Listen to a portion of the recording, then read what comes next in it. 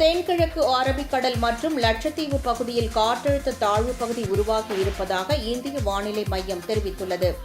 தமிழகத்தில் வடகிழக்கு பருவமழை தீவிரம் அடைந்துள்ள நிலையில் நீலகிரி, கோவை, திருப்பூர், தேனி, திண்டுக்கல், ஈரோடு, சேலம், நாமக்கல், கரூர் ஆகிய 9 மாவட்டங்களுக்கு கனமழைக்கான ஆரஞ்சு எச்சரிக்கை விடுக்கப்பட்டுள்ளது.